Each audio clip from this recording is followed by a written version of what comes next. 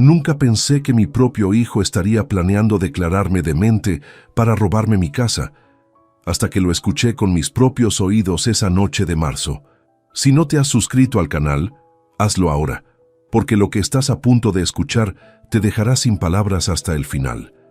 Me llamo Carlos Mendoza Herrera, tengo 67 años y durante toda mi vida he sido un hombre de principios.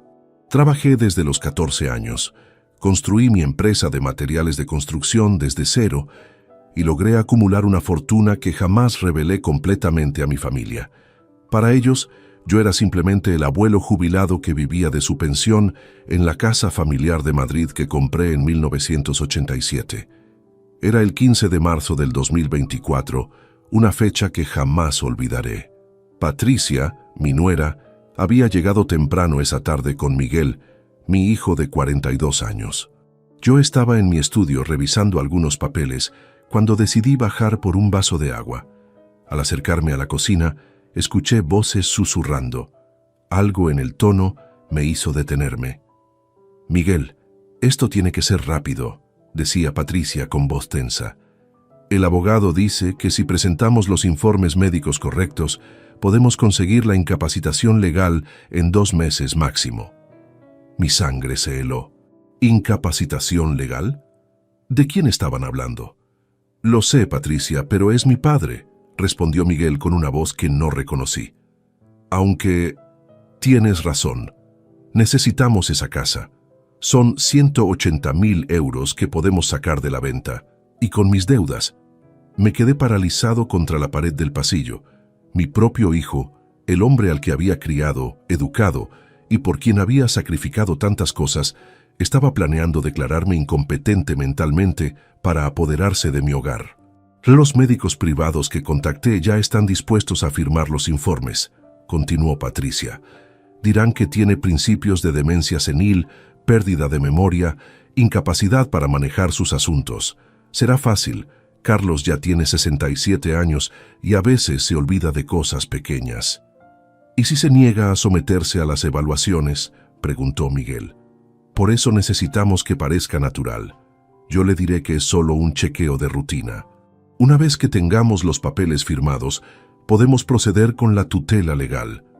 Tú serás su tutor. Tendrás control total sobre sus bienes y decisiones». Mi corazón latía tan fuerte que temí que pudieran escucharlo. Llevé mi mano al pecho, sintiendo cada pulsación como un martillo. Durante 42 años había sido padre para Miguel. Le pagué la universidad, le di trabajo en mi empresa hasta que decidió independizarse. Lo ayudé con el enganche de su primer apartamento. Y ahora estaba conspirando para robarme no solo mi patrimonio, sino mi libertad y dignidad. «¿Cuánto tiempo necesitarás para vender la casa una vez que tengas la tutela?», preguntó Patricia. «El agente inmobiliario dice que en este mercado máximo 3 meses. La zona es muy valorada y la casa está en perfecto estado. Papá siempre la mantuvo impecable». Sí, la mantuve impecable. Cada reparación, cada mejora, cada detalle cuidado con mis propias manos y mi dinero. Y ahora hablaban de venderla como si fuera un simple objeto. «Miguel, ¿estás seguro de que no sospecha nada?», la voz de Patricia sonaba preocupada. «Para nada. Papá confía en mí completamente. Además, ¿qué va a hacer? Es un anciano solo, sin otros hijos, sin familia cercana. Depende de nosotros para todo».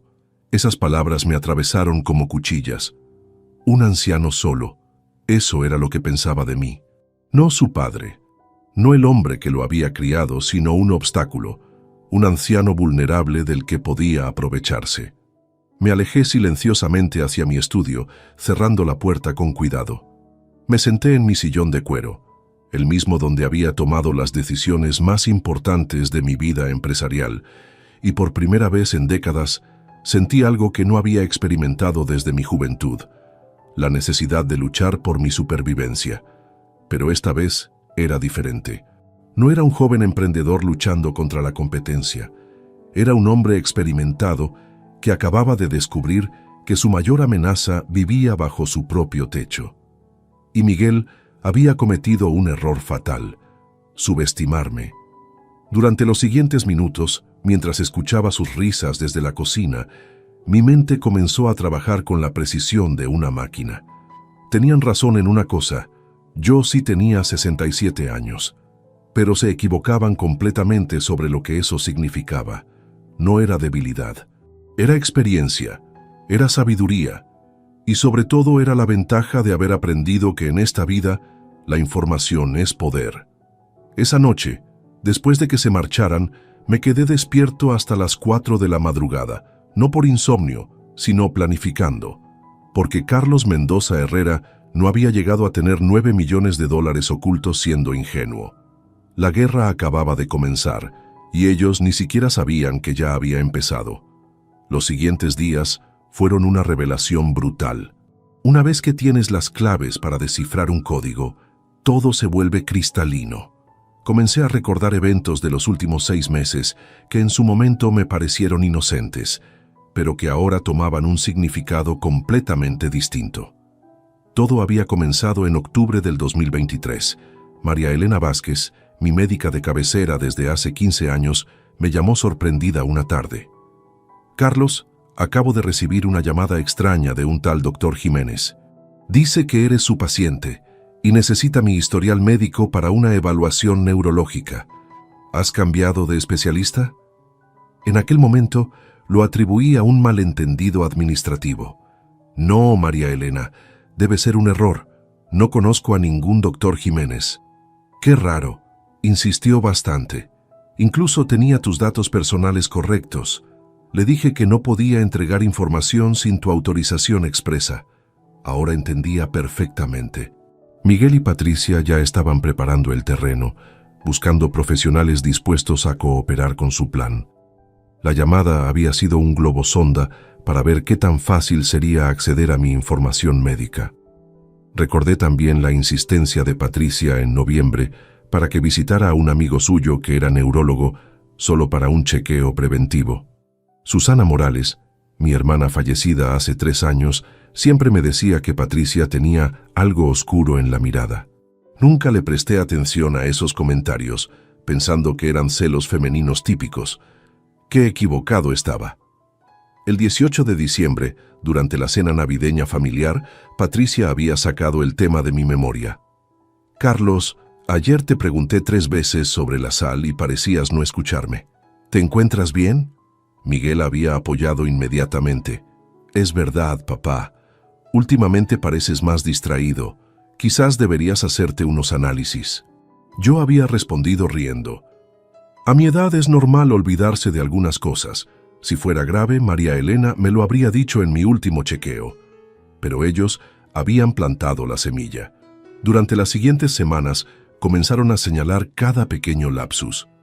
Cuando buscaba mis gafas y las tenía puestas, cuando no recordaba inmediatamente el nombre del nuevo vecino, cuando preguntaba si ya habíamos hablado de algo que efectivamente habíamos discutido días antes. El 8 de enero del 2024, Miguel trajo un folleto sobre residencias para ancianos. Papá, no es que queramos deshacernos de ti, pero Patricia y yo hemos estado pensando, esta casa es muy grande para una sola persona. Y hay lugares muy bonitos donde estarías acompañado con actividades. Cuidado médico las 24 horas. Miguel, esta es mi casa. Aquí naciste, aquí creciste. No pienso irme a ningún lado mientras tenga salud. Claro, solo era una idea para el futuro. Mentira. No era para el futuro. Era para los próximos meses. El 14 de febrero, día de San Valentín, Patricia había llegado con un regalo especial, un organizador de pastillas. Carlos, con la cantidad de medicamentos que tomas, esto te ayudará a no olvidar ninguna dosis. Yo apenas tomaba 2 pastillas, una para la presión y una vitamina D que María Elena me había recetado. Pero Patricia insistió tanto que acepté el regalo para no generar conflictos. Ahora me daba cuenta de que era otra pieza de evidencia que planeaban usar. Su estado mental se deterioró tanto que necesitaba ayuda hasta para recordar sus medicamentos básicos. A finales de febrero, noté que Miguel había estado revisando papeles en mi escritorio. Cuando le pregunté, Me dijo que estaba ayudándome a organizar mis facturas porque parecían un caos. Yo sabía perfectamente dónde estaba cada documento, pero él había aprovechado una tarde que salí al mercado para husmear entre mis cosas. Lo que no sabía Miguel es que mis documentos realmente importantes nunca estuvieron en ese escritorio. Los 9 millones de dólares que había acumulado durante décadas de inversiones inteligentes estaban distribuidos en 5 bancos diferentes, bajo una estructura legal que había establecido en 2018 con la ayuda de Rafael Delgado Santos, mi abogado de confianza. Rafael había insistido en esa época: Carlos, a tu edad necesitas proteger tu patrimonio, no solo de posibles estafadores externos, sino también de...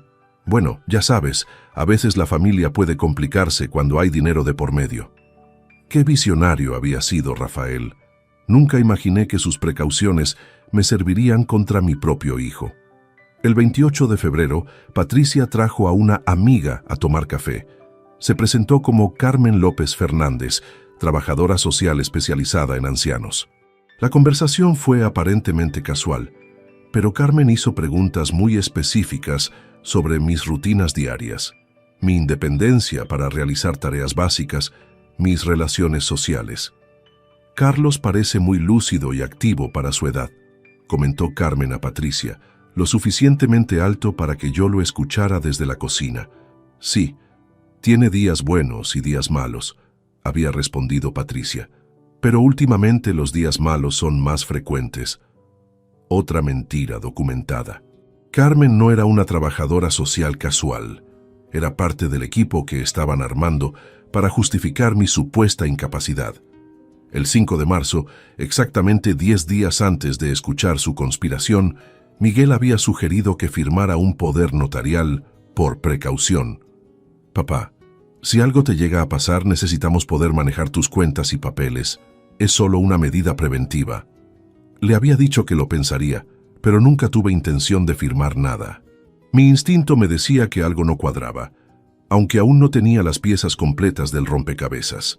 Ahora, sentado en mi estudio a las 2 de la madrugada del 16 de marzo, todas esas piezas formaban una imagen clara y aterradora. No habían sido coincidencias ni preocupaciones genuinas. Había sido una campaña sistemática de 6 meses para construir una narrativa de deterioro mental que justificara su robo legal. Pero habían cometido errores. Errores que un empresario con mi experiencia podía explotar. Primero, habían asumido que yo era un anciano pasivo e ingenuo. Segundo, no sabían nada sobre mi verdadera situación financiera. Y tercero, habían involucrado a terceros en su conspiración, lo que significaba que había testigos y evidencia de su plan. Era hora de pasar de la defensa al ataque. Y tenía exactamente lo que necesitaba para ganar esta guerra: tiempo, recursos, experiencia y algo que ellos habían perdido completamente: la ventaja de la sorpresa. Miguel había despertado al león equivocado. El 17 de marzo, exactamente 48 horas después de descubrir la traición, tomé la primera decisión táctica. Necesitaba información profesional. A las 9:30 de la mañana, marqué un número que tenía guardado desde 2019, cuando un cliente de mi antigua empresa había necesitado servicios especializados. Agencia Confidencial Torres, buenos días. Necesito hablar con Alejandro Torres personalmente. Dígale que llama Carlos Mendoza, el de los materiales de construcción. 30 minutos después estaba sentado frente a Alejandro Torres Ruiz, en su oficina discreta del barrio de Chamberí. Era un hombre serio de unos 45 años, ex policía nacional, que había montado su agencia de investigación privada tras jubilarse anticipadamente. Don Carlos, no esperaba verlo por aquí. ¿En qué puedo ayudarle? Alejandro, necesito que investigues a mi hijo Miguel Mendoza García y a mi nuera Patricia Ruiz Sánchez, específicamente sus movimientos financieros, contactos médicos recientes y cualquier comunicación que hayan tenido con abogados en los últimos 6 meses. Alejandro enarcó una ceja. ¿Problemas familiares? Los peores que puedas imaginar. ¿Cuánto necesitas de anticipo? Para un caso familiar completo, 3.000 euros cubren 2 semanas de investigación intensiva. Saqué mi chequera y firmé sin vacilar. Aquí tienes 5.000. Quiero resultados detallados en 10 días máximo. Y Alejandro, esto debe ser absolutamente confidencial. Por supuesto, ¿hay algo específico que busque? Todo lo que puedas encontrar. Deudas, contactos sospechosos, conversaciones grabadas si es posible. Tengo razones para creer que están planeando algo contra mí. Alejandro asintió gravemente. Entendido. Le haré llegar un informe preliminar en una semana. Mientras regresaba a casa, mi mente ya estaba calculando los siguientes movimientos. Durante el almuerzo, Miguel y Patricia actuaron con normalidad absoluta. Hablamos del clima, de las noticias, de los planes para Semana Santa. Su capacidad para fingir era impresionante y aterradora a la vez. «Papá», dijo Miguel mientras Patricia servía el café, «¿has pensado en lo que te comenté sobre el poder notarial?» «Aún lo estoy considerando, hijo. Es una decisión importante. Por supuesto, no hay prisa. Solo queremos estar preparados por si acaso». Patricia agregó con una sonrisa que ahora me resultaba venenosa. «Carlos, también pensé que podríamos programar esa cita médica. Mi amigo neurólogo tiene disponibilidad la próxima semana. Déjame revisar mi agenda y te confirmo», respondí con la misma tranquilidad falsa. Esa misma tarde, mientras ellos creían que estaba durmiendo mi siesta habitual, me dirigí al banco principal donde mantenía mi cuenta corriente visible. Necesitaba hablar con Luis Fernando Castro, el gerente que había manejado mis asuntos durante los últimos 8 años. «Don Carlos, qué sorpresa verle. ¿Cómo le va?» «Muy bien, Luis Fernando. Necesito consultarte algo delicado. ¿Ha recibido alguna llamada o visita de mi hijo Miguel preguntando sobre mis cuentas?» Luis Fernando se removió incómodo en su silla. «Bueno, efectivamente, hace unas 3 semanas vino preguntando sobre sus movimientos bancarios. Dijo que estaba preocupado por su salud y quería asegurarse de que todo estuviera en orden». Mi estómago se tensó. «¿Qué le dijiste exactamente?» «Nada específico, por supuesto. Le expliqué que sin su autorización escrita no podía divulgar información confidencial. Pero insistió bastante. Incluso trajo algunos papeles que decía eran poderes legales, aunque no me parecieron auténticos». ¿Papeles falsos? No eran falsos, pero tampoco estaban completados correctamente. Parecía como si hubiera intentado falsificar su firma, don Carlos. Por eso no le di ninguna información y le pedí que regresara con usted presente.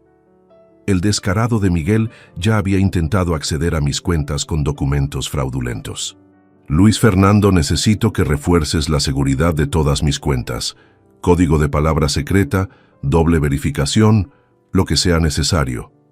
«Por supuesto. ¿Hay algo más que deba saber?» «Si mi hijo o cualquier otra persona pregunta sobre mis asuntos, quiero que me llames inmediatamente. Tengo razones para creer que pueden intentar algún tipo de fraude». El 22 de marzo, 5 días después de contratar a Alejandro, recibí una llamada inesperada de mi sobrina Lucía Mendoza Jiménez, hija de mi hermano fallecido. «Tío Carlos, ¿cómo estás? Te llamo porque ayer me encontré con Miguel en el centro comercial y tuvimos una conversación extraña». «¿Qué tipo de conversación, Lucía?» «Me preguntó sobre tu salud mental, específicamente si habías mostrado signos de confusión o pérdida de memoria cuando hablamos. Le dije que siempre me has parecido perfectamente lúcido, pero insistió diciéndome que en casa habías tenido varios episodios preocupantes». «¿Qué clase de episodios mencionó?» «Que te olvidabas de conversaciones importantes, que repetías preguntas, que a veces no reconocías objetos familiares. Tío, yo lo conozco desde niño y había algo en su manera de hablar, como si quisiera que yo confirmara esas historias». «¿Y qué le respondiste?» «Le dije la verdad, que cuando hablamos por teléfono o nos vemos estás perfectamente bien, pero me quedé con una sensación rara. ¿Por qué Miguel estaría preguntando esas cosas?» «Lucía, ¿puedes hacerme un favor? Si alguien más te pregunta sobre mi salud mental, ¿podrías anotar exactamente qué te dicen y llamarme después?» «Claro, tío, pero me estás preocupando. ¿Está pasando algo que debería saber?» «Aún no estoy seguro, pero prefiero ser precavido». El 25 de marzo, Alejandro me citó en su oficina con caras graves. Había trabajado rápido y eficientemente. Don Carlos, los resultados son peores de lo que imaginé. Su hijo tiene deudas por 247.000 euros, distribuidas entre 3 prestamistas diferentes. 2 de ellos son entidades legales, pero el tercero, digamos que no es el tipo de gente con la que uno quiere tener problemas. Préstamos ilegales, casas de juego clandestinas. Miguel ha estado frecuentando 3 locales en Madrid, donde ha perdido cantidades considerables en póker y ruleta. Los intereses se acumulan semanalmente y, según mis fuentes, le han dado hasta finales de abril para saldar la deuda completa. ¿Y Patricia? Ella está involucrada hasta el cuello. Tiene su propio negocio de consultoría que está en bancarrota.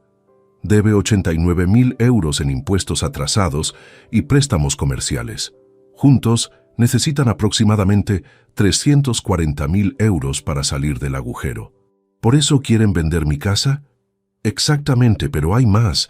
He documentado conversaciones telefónicas donde discuten su plan. Tengo grabaciones de Patricia contactando a 3 médicos privados diferentes, ofreciéndoles pagos bajo la mesa para firmar evaluaciones psiquiátricas falsas. Alejandro puso una grabadora sobre el escritorio. Don Carlos, lo que va a escuchar le va a doler, pero necesita conocer la verdad completa. La voz de Patricia sonaba clara. Doctor Herrera, necesitamos que el informe refleje deterioro cognitivo significativo. El paciente es un hombre de 67 años y la familia necesita establecer tutela legal urgentemente. ¿Cuánto costaría un informe médico completo que justifique la incapacitación? Mi mundo se tambaleó. No solo planeaban robarme, habían convertido mi destrucción en una transacción comercial. Alejandro continuó. Tengo documentación de al menos 6 contactos con diferentes profesionales, médicos, abogados especialistas en tutelas y un tasador inmobiliario que ya visitó su casa sin su conocimiento. ¿Cuándo visitaron mi casa? El 18 de marzo, mientras usted estaba en el banco hablando conmigo. Patricia le dio acceso al tasador, quien evaluó la propiedad en 185.000 euros para venta rápida. Todo encajaba. Mientras yo comenzaba mi investigación, ellos aceleraban sus planes. Era una carrera contra el tiempo, pero ahora tenía ventaja. Conocía sus movimientos, sus deudas, sus contactos corruptos y sus plazos límite. La guerra había comenzado oficialmente, y yo tenía las armas que necesitaba. El 28 de marzo, Alejandro me entregó el informe completo que cambiaría todo. Eran 47 páginas de evidencias meticulosamente documentadas que revelaban una red de corrupción mucho más amplia de lo que había imaginado. Don Carlos, siéntese porque lo que voy a mostrarle va más allá de una simple conspiración familiar, dijo Alejandro mientras extendía fotografías sobre su escritorio. La primera imagen mostraba a Miguel saliendo de una clínica privada en el barrio de Salamanca. Esta foto es del 20 de marzo. Su hijo visitó al doctor Fernando Aguirre Moreno, un psiquiatra que perdió su licencia hace 2 años por firmar certificados fraudulentos. Oficialmente no puede ejercer, pero sigue operando desde esta clínica fantasma. La segunda fotografía era devastadora. Patricia entregando un sobre a una mujer elegante frente a un juzgado. Aquí tenemos a su nuera el 22 de marzo, entregando 5.000 euros en efectivo a Carmen Vega Sánchez, secretaria judicial especializada en trámites de incapacitación. Con este pago, se garantiza que su caso sea asignado al juez más condescendiente del distrito. ¿Cómo conseguiste estas fotografías? Tengo contactos en lugares estratégicos, pero espere, hay más. Alejandro reprodujo otra grabación telefónica. Esta vez era la voz de Miguel. Antonio, necesito que me confirmes si todo está listo para el 15 de abril. El viejo debe estar ingresado en la clínica ese día, y para el 20 necesito la resolución judicial firmada. Una voz desconocida respondía. Miguel, tranquilo, el doctor Aguirre ya preparó el informe psiquiátrico. Según sus conclusiones, tu padre sufre demencia senil avanzada con episodios de agresividad. El documento está fechado para parecer que el examen se realizó el mes pasado. ¿Y los testigos? Ya los tenemos. 3 vecinos que declararán que han visto comportamientos extraños, que habla solo en el jardín, que a veces sales en pijama, que has olvidado cerrar la puerta varias veces. Todos cobraron 500 euros por sus declaraciones. Mi sangre hirvió. Habían sobornado a mis propios vecinos para que mintieran sobre mi estado mental. Reconocí la voz de Antonio. Era Antonio Ramírez Torres, un abogado sin escrúpulos que había intentado estafarme años atrás cuando trabajaba en construcción. Alejandro, ¿cuántos vecinos están involucrados? 3 confirmados. Dolores Pérez del número 47, Eduardo Martín del 51 y, sorprendentemente, Rosa García Fernández del 43, a quien usted ayudó el año pasado con los gastos médicos de su esposo. La traición de Rosa me golpeó como una bofetada. Había pagado personalmente 12.000 euros para la operación cardíaca de su marido Joaquín cuando ellos no tenían recursos. Y ahora me apuñalaba por la espalda por 500 euros miserables. ¿Qué más descubriste sobre las deudas de juego de Miguel? Alejandro abrió otra carpeta. Aquí está el detalle completo. Su hijo debe 180.000 euros a El Rincón Dorado, una casa de juego ilegal dirigida por Ramón Silva Ortega. Pero la deuda más peligrosa son 67.000 euros que debe a los hermanos Núñez, prestamistas que operan desde Vallecas. Los hermanos Núñez. Sí, conoce su reputación, ¿verdad? No son precisamente pacientes con los morosos. Le han dado hasta el 30 de abril para pagar, o empezarán a cobrar de otras maneras. Entendí inmediatamente por qué Miguel había acelerado tanto sus planes. No solo necesitaba dinero urgentemente, necesitaba ese dinero antes de que los Núñez decidieran tomar medidas más drásticas. Alejandro, ¿tienes información sobre cómo planean forzar mi ingreso en la clínica? Esa es la parte más perversa del plan. Patricia contactó a una empresa de ambulancias privadas, Servicios Médicos Rápidos SL, el 15 de abril. Fingirán una emergencia médica en su casa. Dirán que usted tuvo un episodio psicótico y necesita evaluación psiquiátrica urgente. ¿Una emergencia falsa? Exacto. Miguel llamará al 112 reportando que usted está desorientado, agresivo y representando un peligro para sí mismo. La ambulancia llegará con paramédicos sobornados que confirmarán la versión. Lo trasladarán a la clínica del doctor Aguirre, donde permanecerá internado para observación mientras tramitan la incapacitación legal. El plan era diabólicamente eficiente. Una vez internado, sería prácticamente imposible demostrar mi cordura desde dentro de una institución mental corrupta. Mi testimonio sería descartado como delirios de un enfermo. ¿Cuánto tiempo calculan que tome todo el proceso legal? Según las grabaciones, esperan tener la tutela completa en 6 semanas. Para el 30 de mayo, Miguel sería legalmente mi tutor, con poder para vender propiedades, manejar cuentas bancarias y tomar decisiones médicas sobre mi tratamiento. Y después, una vez vendida su casa, planean trasladarlo a una residencia geriátrica barata en las afueras de Madrid. Patricia ya visitó 3 centros, buscando el más económico. Encontró uno en Alcalá de Henares por 800 euros mensuales, donde, y cito textualmente, nadie haría preguntas sobre su estado real. La imagen completa era terrorífica. No solo querían robarme mi patrimonio, planeaban encerrarme en una residencia de tercera categoría donde pasaría mis últimos años como un vegetal medicado e ignorado. Alejandro continuó: Don Carlos, hay algo más que debe saber. Encontré evidencia de que han estado drogándolo sutilmente durante las últimas semanas. ¿Cómo? ¿Recuerda que Patricia comenzó a prepararle té especial por las tardes? Hice analizar una muestra del té que guarda en su cocina. Contiene pequeñas dosis de lorazepam, un ansiolítico que en cantidades mínimas causa confusión leve y pérdida de memoria a corto plazo. Todo cobraba sentido. Los momentos de confusión que había experimentado últimamente, la ocasional dificultad para recordar conversaciones recientes, la somnolencia después del té vespertino. Me habían estado medicando sin mi conocimiento para crear síntomas reales que respaldaran su narrativa. ¿Durante cuánto tiempo me han estado drogando? Según mis cálculos, desde principios de febrero. Las dosis son lo suficientemente bajas para no causar daño permanente, pero lo suficientemente constantes para afectar su comportamiento de manera sutil. ¿Tienes evidencia forense? Completa muestras del té, análisis de laboratorio y fotografías de Patricia comprando lorazepam en 3 farmacias diferentes usando recetas falsas. Es un delito grave que podría llevarla a prisión por envenenamiento premeditado. En ese momento, comprendí que no estaba enfrentando una simple conspiración familiar motivada por la codicia. Era víctima de una operación criminal compleja que involucraba fraude médico, corrupción judicial, soborno de testigos y envenenamiento sistemático.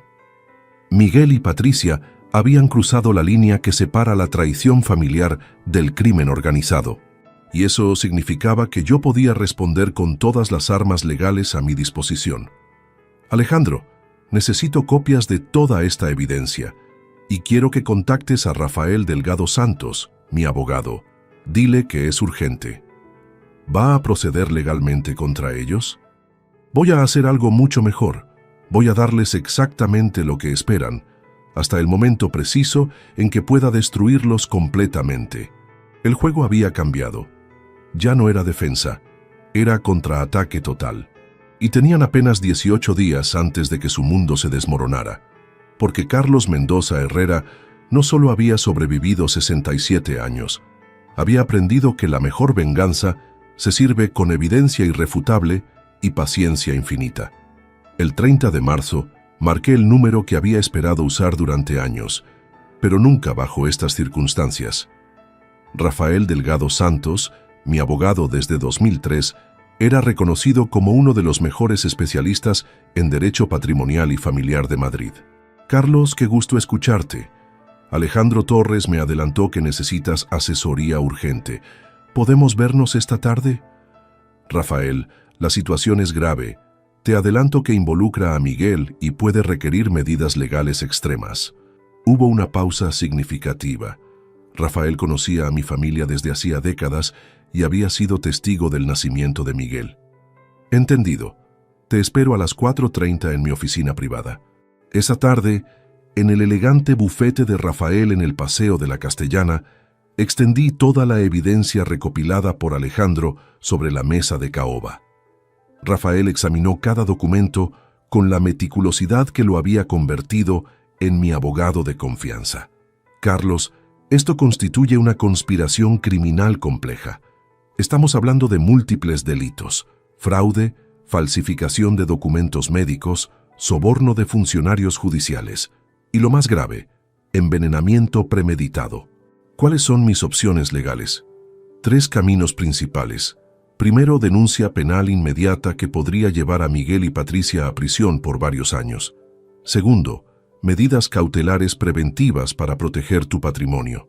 Tercero, y este es el más inteligente, construir una trampa legal perfecta. Explícame la trampa. Rafael se reclinó en su silla, mostrando esa sonrisa calculadora que había visto cuando enfrentábamos casos complicados. Dejamos que procedan con su plan hasta el momento crítico, pero controlando cada variable. Mientras tanto, reestructuramos completamente tu patrimonio para hacerlo inaccesible, documentamos cada paso de su conspiración y en el momento preciso los exponemos con evidencia irrefutable. ¿Qué tan arriesgado es ese enfoque? Mínimo, si lo hacemos correctamente. El verdadero riesgo está en actuar prematuramente y darles oportunidad de modificar su estrategia o destruir evidencias. ¿Cuánto tiempo necesitas para reestructurar mis activos? 1 semana para transferencias básicas, 2 semanas para protección completa. Tus 9 millones están distribuidos en 5 entidades bancarias diferentes, ¿correcto? Efectivamente, Banco Santander, BBVA, CaixaBank, Banco Sabadell y una cuenta internacional en Suiza. Perfecto. Crearemos una estructura de fideicomiso que haga legalmente imposible que Miguel acceda a esos fondos, incluso con tutela judicial. Además, transferiremos la propiedad de tu casa a una sociedad limitada donde tú serás el único accionista y administrador. ¿Eso es legal? Completamente. Es planificación patrimonial preventiva, una práctica común en familias con patrimonios significativos. Durante los siguientes días, Rafael trabajó como una máquina de precisión legal. El 2 de abril recibí la primera actualización. Mis cuentas bancarias principales habían sido transferidas a un fideicomiso irrevocable administrado por el bufete de Rafael, con instrucciones específicas que impedían cualquier acceso por parte de tutores legales o familiares. Mientras tanto, necesitaba asegurar aliados humanos. El 3 de abril visité a Esperanza Moreno Castillo, mi vecina del número 39 y amiga desde hacía 15 años. Esperanza era viuda, ex maestra jubilada y una de las personas más observadoras del vecindario. Carlos, te noto preocupado últimamente. ¿Todo bien en casa? Esperanza, necesito contarte algo delicado. Pero primero, ¿has notado algo extraño en el comportamiento de Miguel o Patricia durante las últimas semanas? ¿Extraño en qué sentido? Cualquier cosa. Conversaciones, visitas inusuales, actitudes diferentes. Esperanza reflexionó cuidadosamente. Ahora que lo mencionas, sí. El martes pasado vi a Patricia hablando muy seriamente con Dolores del 47. Les entregó algo que parecía dinero. Y Miguel ha estado recibiendo visitas de hombres que no parecen el tipo de personas que normalmente frecuenta. ¿Qué tipo de hombres? Tipos rudos con aspecto intimidante. Uno llevaba cicatrices en la cara. Llegaron en un coche negro el viernes por la noche y estuvieron hablando con Miguel en la entrada durante casi una hora. Los hermanos Núñez, sin duda. La presión sobre Miguel se estaba intensificando exactamente como había calculado. Esperanza, voy a contarte la verdad, pero necesito tu absoluta discreción. Le expliqué la situación completa, la conspiración, las deudas de juego, el plan de incapacitación forzosa. Esperanza escuchó con horror creciente. Dios mío, Carlos, ¿cómo puede un hijo hacer algo así a su padre? Necesito tu ayuda. Cuando llegue el momento, podría requerir que testifiques sobre mi estado mental real. Por supuesto, cualquier persona que te conozca mínimamente sabe que estás perfectamente cuerdo. Es más, eres uno de los hombres más lúcidos que conozco. El 5 de abril contacté a José Manuel García Ruiz, mi contador personal, desde 2001.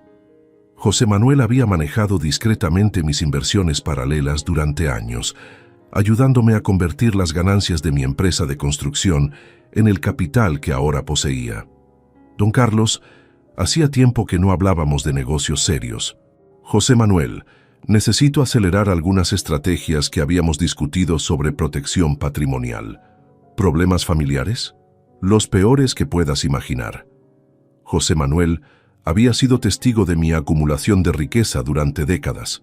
Sabía mejor que nadie que mi aparente modestia económica era una fachada cuidadosamente mantenida. En 2 días, había reestructurado mis inversiones para crear capas adicionales de protección legal.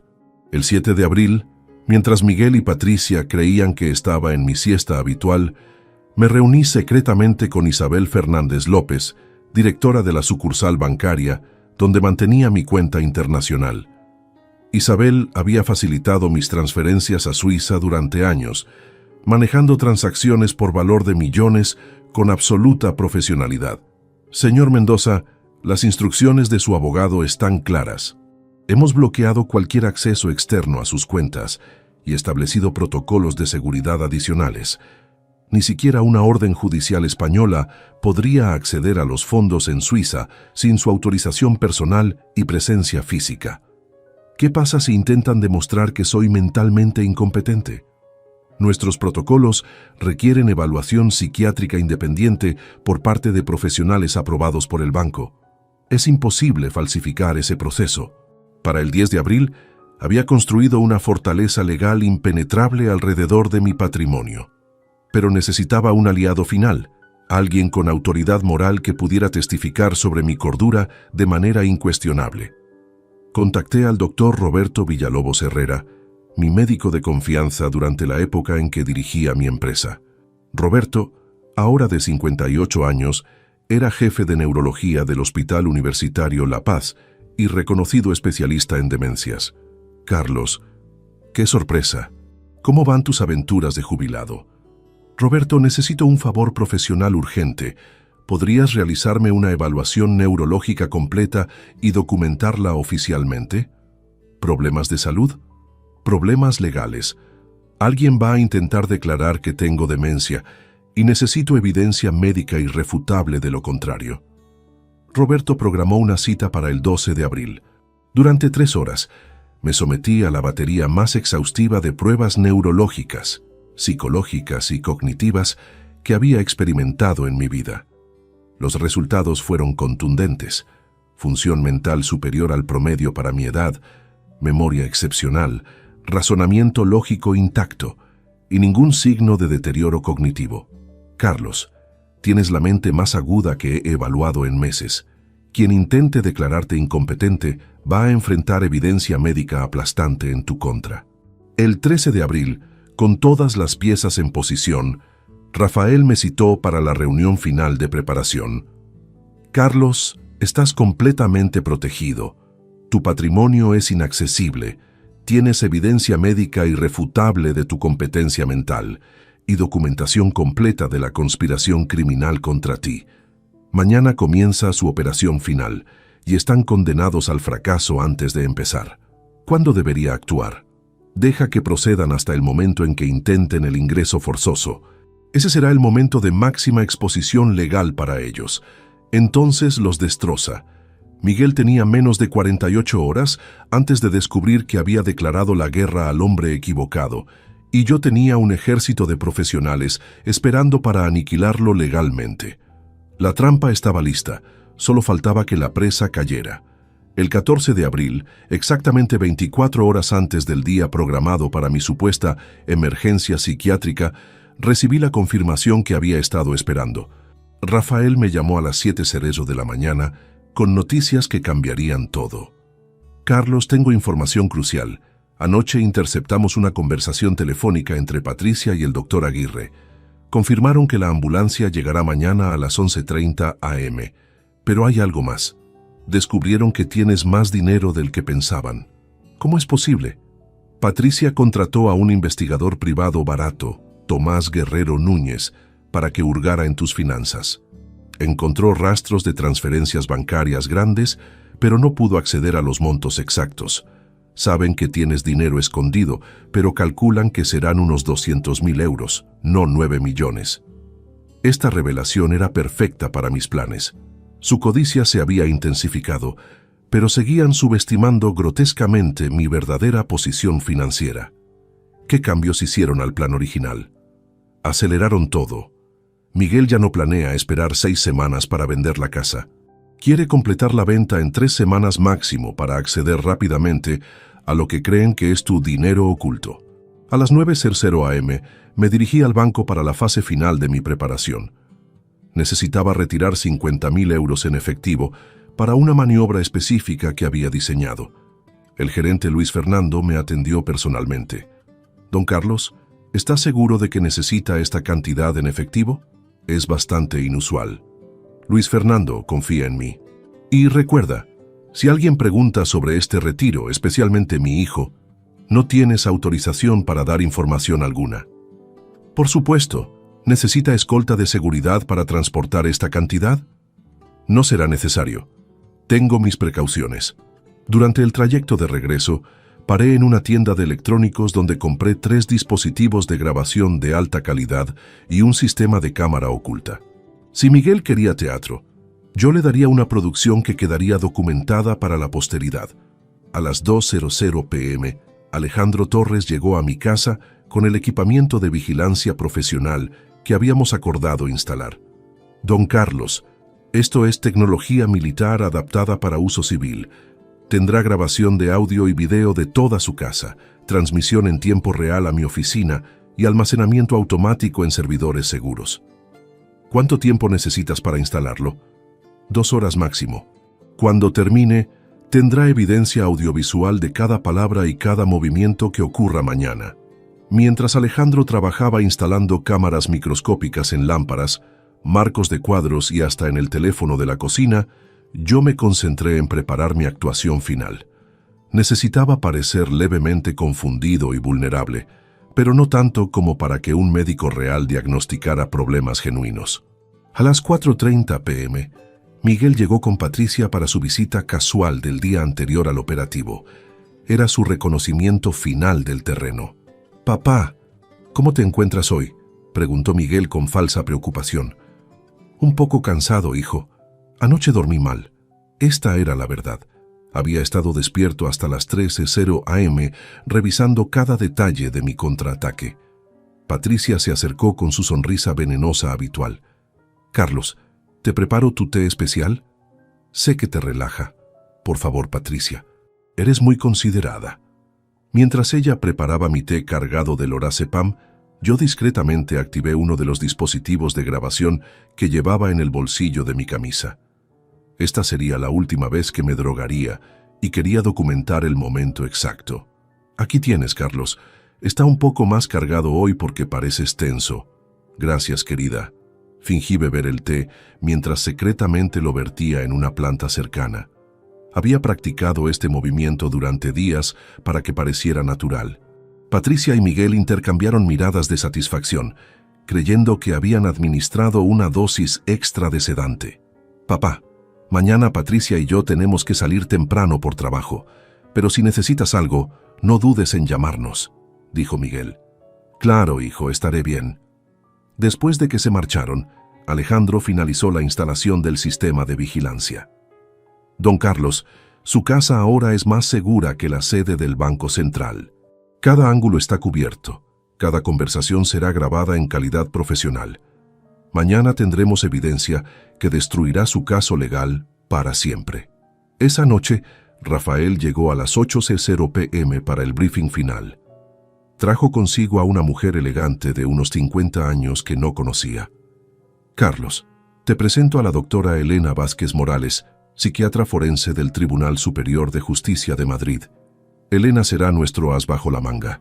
La doctora Vázquez era imponente, cabello gris perfectamente peinado, traje azul marino y una presencia que irradiaba autoridad profesional incuestionable.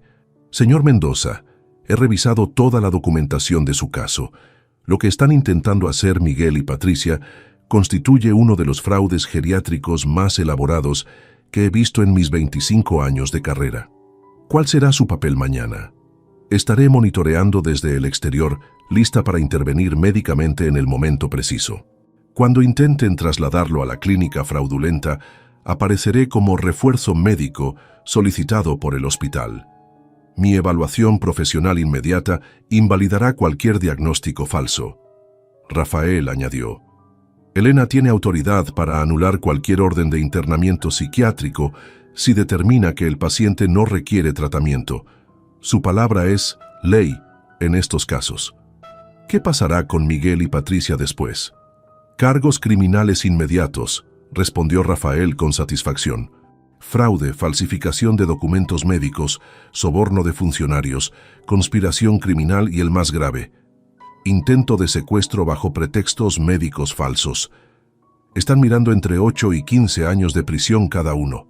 La doctora Vázquez continuó: «Señor Mendoza, también tengo malas noticias para sus cómplices. He contactado al Colegio de Médicos sobre el doctor Aguirre. Su licencia será permanentemente revocada y enfrentará cargos penales por ejercer ilegalmente la medicina. La secretaria judicial Carmen Vega ya está siendo investigada por corrupción tras mi denuncia de esta mañana». «¿Y los vecinos que aceptaron sobornos?» «Testigos falsos en procedimientos judiciales», explicó Rafael. «Dolores, Eduardo y Rosa enfrentan multas de hasta 30.000 euros cada una, además de antecedentes penales permanentes». A las 10:30 p.m., después de que se marcharan mis aliados, me senté en mi estudio para escribir una carta que Miguel encontraría después de que todo terminara. No era una carta de despedida, era un manual de instrucciones sobre cómo un verdadero hombre maneja la traición familiar. «Miguel, cuando leas esto, ya sabrás que subestimaste gravemente a tu padre. Los 9 millones de dólares que nunca supiste que existían ahora están completamente fuera de tu alcance. Tu madre hubiera estado avergonzada de lo que te has convertido. Pero yo no estoy triste. Estoy orgulloso de haber demostrado que la experiencia siempre vence a la codicia juvenil. Sellé la carta y la dejé en el cajón de mi escritorio, donde Miguel inevitablemente buscaría documentos valiosos. A medianoche, hice una última llamada a mi nieta Sandra Mendoza Rivera, hija de Miguel, que estudiaba medicina en Barcelona. Sandra tenía 23 años y era la única miembro de la familia que había heredado mis valores de trabajo honesto. Abuelo, qué sorpresa que llames tan tarde. ¿Todo bien? Sandra, mañana van a ocurrir cosas que cambiarán nuestra familia para siempre. Quiero que sepas que tú nunca has estado involucrada en los problemas de tu padre, y eso significa que tu futuro sigue siendo brillante. Abuelo, me estás asustando. ¿Qué está pasando? Mañana lo entenderás todo. Solo recuerda que te amo, que estoy orgulloso de ti, y que siempre tendrás mi apoyo para terminar tus estudios de medicina. Colgué antes de que pudiera hacer más preguntas. Sandra se enteraría de la verdad por los periódicos, pero al menos sabría que no todos los Mendoza habíamos perdido el honor. Eran las 12:47 a.m. del 15 de abril. En menos de 11 horas, Miguel y Patricia descubrirían que habían elegido al objetivo equivocado para su estafa criminal. Porque Carlos Mendoza Herrera no solo tenía $9 millones ocultos, tenía algo mucho más poderoso: la experiencia de 67 años, enseñándole que la mejor defensa siempre es un contraataque devastador. La trampa estaba perfecta, solo faltaban las víctimas. El 15 de abril amaneció con un cielo gris que parecía presagiar la tormenta que se avecinaba. A las 6:00 a.m. ya estaba despierto, bebiendo café genuino por primera vez en semanas, sin las drogas que Patricia había estado añadiendo a mis bebidas. Mi mente estaba más clara que nunca. A las 8:15 a.m. sonó mi teléfono. Era Miguel, y su voz tenía una urgencia que nunca había escuchado antes. Papá, Patricia y yo llegamos en 20 minutos. Necesitamos hablar contigo sobre algo muy importante. Por supuesto, hijo, los espero. Mientras los aguardaba, revisé una última vez los dispositivos de grabación ocultos. Las cámaras de Alejandro registraban cada ángulo de la sala de estar y llevaba 3 grabadoras diferentes en mi ropa. Lo que fuera a ocurrir quedaría documentado con calidad profesional. A las 8:35 a.m. escuché el coche de Miguel estacionarse bruscamente en el jardín. Sus pasos se dirigían hacia la puerta con una determinación que no había mostrado en años. Cuando abrí, vi algo en sus ojos que me heló la sangre. Desesperación pura. «Buenos días, Miguel. Patricia». Los saludé con normalidad fingida. «Papá, siéntate. Tenemos que resolver algo urgente», dijo Miguel sin preámbulos, cerrando la puerta con fuerza. Patricia llevaba una carpeta gruesa bajo el brazo y evitaba hacer contacto visual conmigo. Sus manos temblaban ligeramente, señal de que sabía que estaban cruzando un punto sin retorno. «¿De qué se trata, hijo?». Miguel se paseó por la sala como un animal enjaulado antes de plantarse frente a mí. «Papá, voy a ser directo porque no tenemos tiempo para rodeos. Necesito dinero, mucho dinero, y lo necesito hoy». «¿Cuánto dinero estás hablando, Miguel?» 350.000 euros. Los necesito antes del mediodía. La cifra era exactamente lo que Alejandro había calculado. Sus deudas totales más un margen de seguridad. Fingí sorpresa e inquietud. «Miguel, esa es una cantidad enorme. ¿Para qué necesitas tanto dinero tan urgentemente?» «Eso no importa ahora. Lo que importa es que sé que tienes dinero guardado, papá. Mucho más del que nos has dicho». Patricia finalmente habló, con voz tensa. «Carlos, contratamos a un investigador. Sabemos de las transferencias bancarias, de las cuentas en diferentes bancos. No puedes seguir fingiendo que solo vives de tu pensión». «No entiendo de qué hablan». Miguel explotó. «No te hagas el tonto. Tomás encontró registros de movimientos por más de 200.000 euros en los últimos 2 años. ¿Dónde está ese dinero?».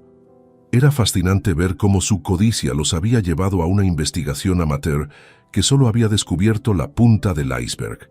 Sus 200.000 euros estimados no eran ni el 2% de mi patrimonio real.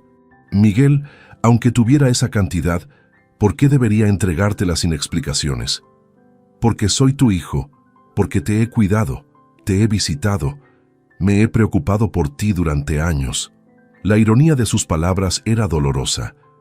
El mismo hijo que planeaba declararme demente, ahora hablaba de cuidados y preocupación. ¿Y si no puedo conseguir esa cantidad? Miguel intercambió una mirada significativa con Patricia. Ella abrió su carpeta y extrajo varios documentos. Papá, hemos tomado precauciones. Aquí tengo informes médicos que documentan tu deterioro mental durante los últimos meses. Patricia extendió papeles sobre la mesa de centro. Carlos, 3 doctores diferentes han evaluado tu comportamiento y han concluido que necesitas supervisión médica inmediata. Reconocí inmediatamente los documentos fraudulentos que Alejandro había fotografiado siendo preparados. El informe del doctor Aguirre estaba fechado del 28 de marzo, con un diagnóstico de demencia senil moderada con episodios de confusión y pérdida de memoria. ¿Cuándo me evaluaron estos doctores? Yo no recuerdo haber visitado a ningún especialista. Esa es exactamente la evidencia de tu problema, papá, dijo Miguel con falsa compasión. No recuerdas las citas médicas, no recuerdas conversaciones importantes, no recuerdas dónde guardas documentos importantes. Miguel, mi memoria está perfecta. ¿En serio? Patricia intervino con una sonrisa cruel. ¿Recuerdas que el martes pasado me preguntaste 3 veces la misma pregunta sobre la cena? ¿Recuerdas que el domingo saliste a comprar pan en pijama? Mentiras cuidadosamente construidas. Yo jamás había salido en pijama y el martes pasado había estado en el banco documentando mis protecciones legales. Incluso tus vecinos están preocupados, añadió Miguel. Dolores, Eduardo y Rosa han venido a preguntarnos si estás bien porque te han visto hablando solo en el jardín. Los mismos vecinos que habían aceptado sobornos para mentir sobre mi comportamiento. La red de corrupción que habían construido era impresionante por su alcance y patética por su amateurismo. ¿Qué quieren exactamente? Miguel se sentó a mi lado con una expresión que pretendía ser paternal. Papá, queremos ayudarte, pero necesitamos que nos des acceso a tus cuentas bancarias para poder manejar tus asuntos mientras recibes tratamiento médico. ¿Tratamiento médico? Patricia se acercó con papeles adicionales. Carlos, hemos arreglado tu ingreso en una clínica especializada.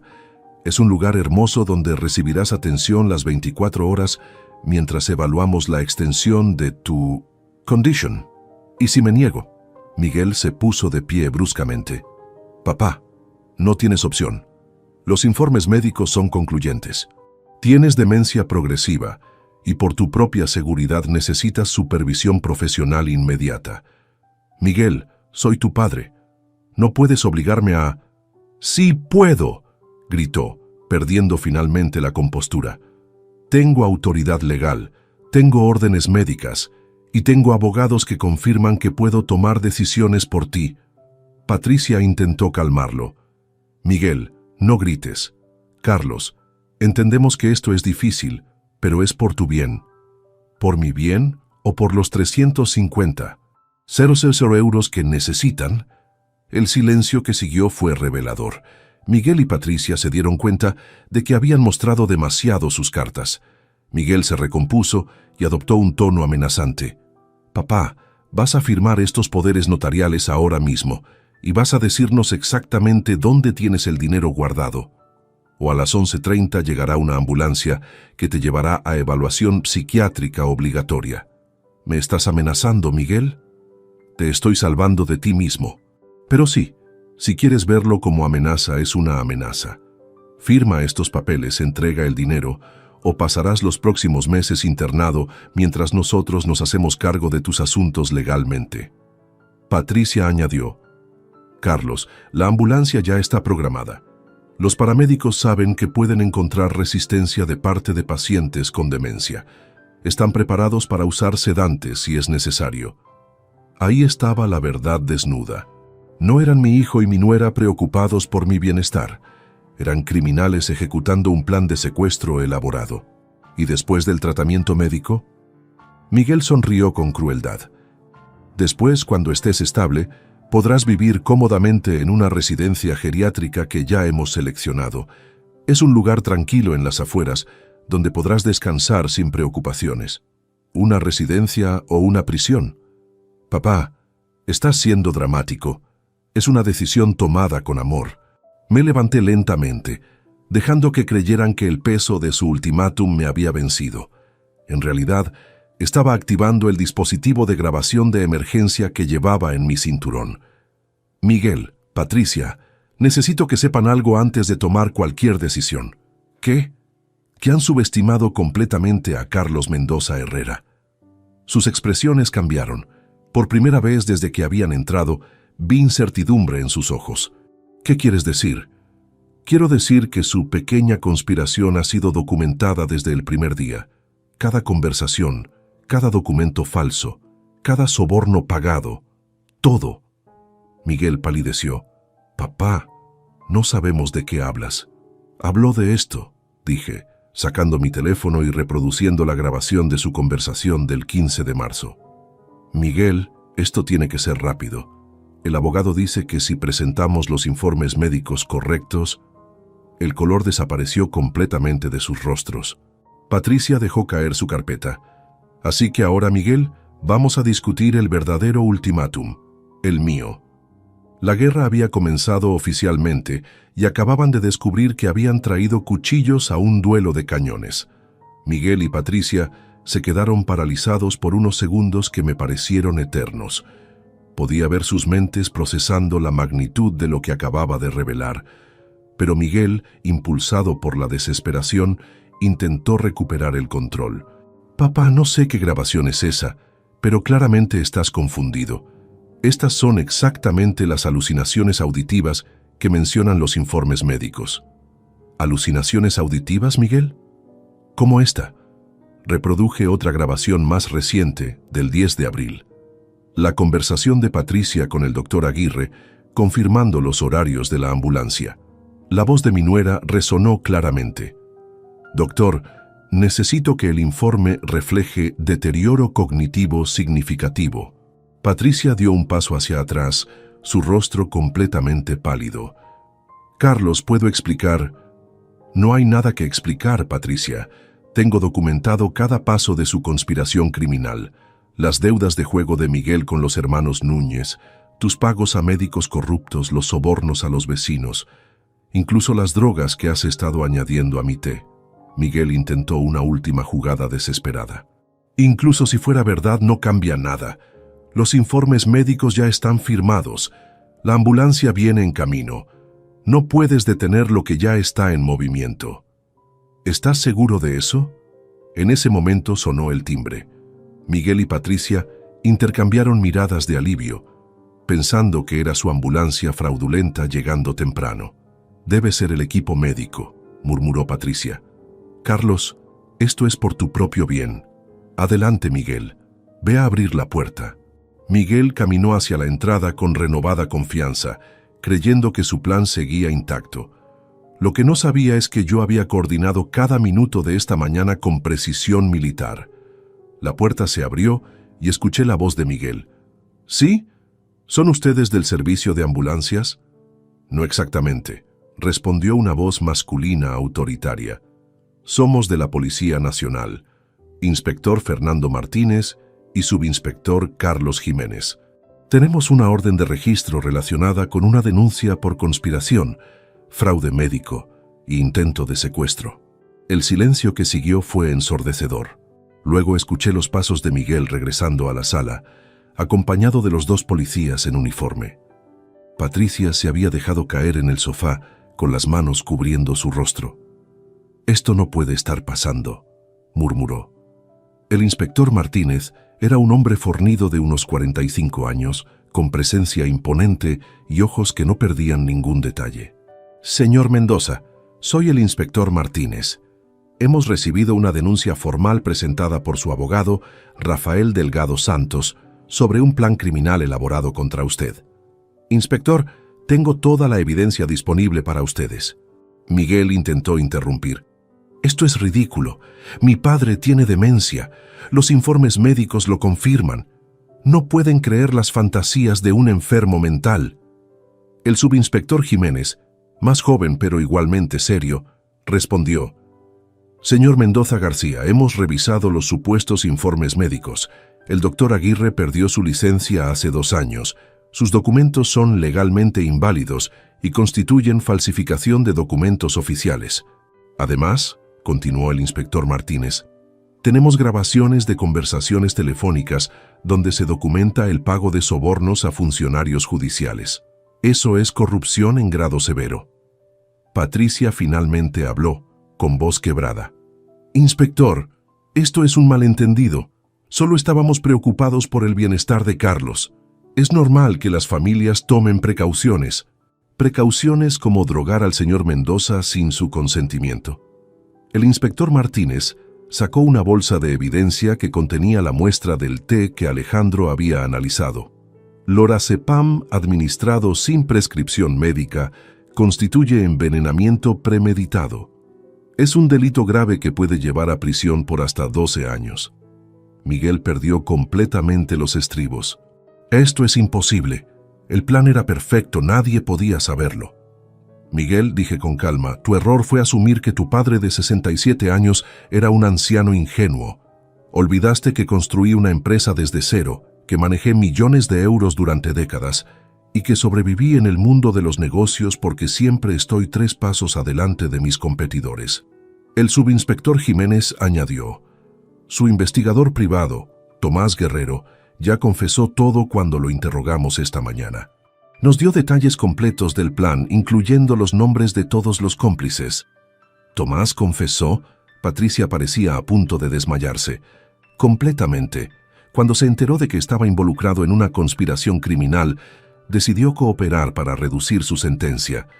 Tenemos su testimonio completo sobre cómo ustedes le pidieron que investigara las finanzas del señor Mendoza. En ese momento sonó nuevamente el timbre. Esta vez era la ambulancia real. No la fraudulenta que Miguel había contratado, sino una ambulancia oficial con paramédicos auténticos. «Inspector, ¿esperaban una ambulancia?», preguntó Miguel con confusión. «Efectivamente, pero no para el señor Mendoza». 3 paramédicos entraron, dirigidos por una mujer madura de uniforme azul marino. «Somos del SAMUR. Recibimos una llamada sobre una emergencia psiquiátrica. ¿Cuál es la situación?». El inspector Martínez señaló a Patricia. Esta señora ha estado bajo estrés extremo debido a su arresto inminente. Ha mostrado signos de crisis nerviosa y podría necesitar evaluación psiquiátrica. Patricia se puso de pie bruscamente. «No estoy loca. El loco es él», señaló hacia mí. «Tiene alucinaciones. Cree que somos criminales». En ese momento entró la última pieza de mi estrategia. La doctora Elena Vázquez Morales, la psiquiatra forense que Rafael había coordinado. «Buenos días, soy la doctora Vázquez, psiquiatra forense del Tribunal Superior de Justicia. He venido para realizar evaluaciones psiquiátricas de emergencia». Miguel aún intentaba salvarse. «Doctora, gracias por venir. Necesita evaluar a mi padre inmediatamente. Tiene demencia senil y está teniendo episodios paranoides». La doctora Vázquez me miró directamente. «Señor Mendoza, ¿podría responder algunas preguntas básicas?». Durante los siguientes 10 minutos, demostré mi lucidez mental completa.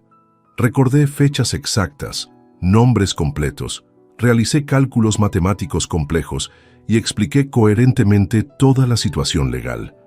«Inspector», concluyó la doctora Vázquez, «el señor Carlos Mendoza muestra función mental superior al promedio para su edad. No hay evidencia alguna de deterioro cognitivo, demencia o cualquier condición que justifique tutela legal». «¿Y los otros?». La doctora evaluó rápidamente a Miguel y Patricia. «El señor Miguel Mendoza García muestra signos de estrés extremo compatible con culpabilidad por actividades criminales. La señora Patricia Ruiz Sánchez está experimentando una crisis nerviosa aguda, posiblemente precipitada por el colapso de su conspiración». El inspector Martínez sacó las esposas. «Miguel Mendoza García y Patricia Ruiz Sánchez quedan arrestados por conspiración criminal, fraude, falsificación de documentos médicos, soborno de funcionarios públicos e intento de envenenamiento». Mientras les leía sus derechos, Miguel me miró con una mezcla de odio y incredulidad. «¿Cómo supiste todo?». «Hijo, Cuando tienes 9 millones de dólares ocultos durante décadas sin que nadie lo sospeche, aprendes a manejar información mejor que un servicio de inteligencia. Patricia sollozaba mientras les ponían las esposas. Carlos, por favor, podemos arreglar esto, podemos devolver el dinero. ¿Qué dinero, Patricia? Ustedes nunca tuvieron acceso a un centavo de mi patrimonio. Los policías se los llevaron hacia el coche patrulla. En la puerta, Miguel se volvió una última vez. Papá, sigo siendo tu hijo. No, Miguel. Mi hijo murió el 15 de marzo cuando decidió traicionar a su padre. Tú eres solo un criminal que casualmente lleva mi apellido. Las puertas del coche patrulla se cerraron, llevándose a 2 personas que habían elegido la codicia sobre la familia. Pero mi día aún no había terminado, porque Carlos Mendoza Herrera nunca había sido un hombre que se conformara con la defensa.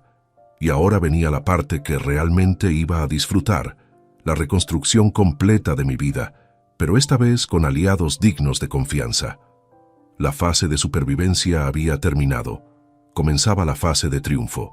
Después de que el coche patrulla desapareciera con Miguel y Patricia, mi casa quedó en un silencio que no había experimentado en meses. Era el silencio de la libertad recuperada, pero también el silencio que precede a la tormenta final. El inspector Martínez permaneció conmigo para completar la documentación oficial. Señor Mendoza, necesitamos su declaración formal sobre todos los eventos.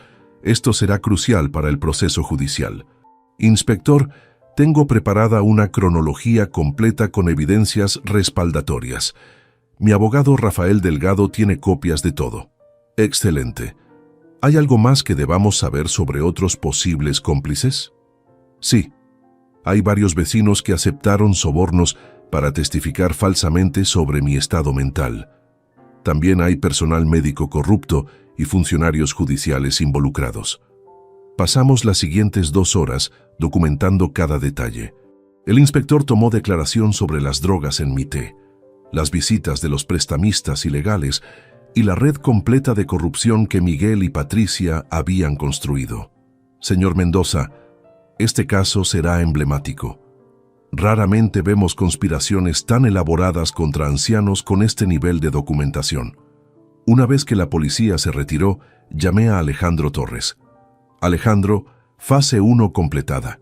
Miguel y Patricia están arrestados. Es hora de la fase 2. Don Carlos, tengo noticias adicionales. Los hermanos Núñez fueron arrestados esta mañana en una redada coordinada. Al parecer, las autoridades habían estado investigándolos por usura y amenazas, y su conexión con Miguel les dio la evidencia final que necesitaban. Esto era perfecto. Los prestamistas criminales que habían presionado a Miguel ya no serían un problema para nadie más. ¿Qué hay de los vecinos traidores? Dolores, Eduardo y Rosa recibieron citatorios judiciales esta mañana. Cuando se enteraron de que Miguel había sido arrestado, los 3 intentaron devolver el dinero del soborno, pero es demasiado tarde. Ya están involucrados legalmente. A las 2:00 p.m., Rafael llegó con una sonrisa de satisfacción que no había visto en años.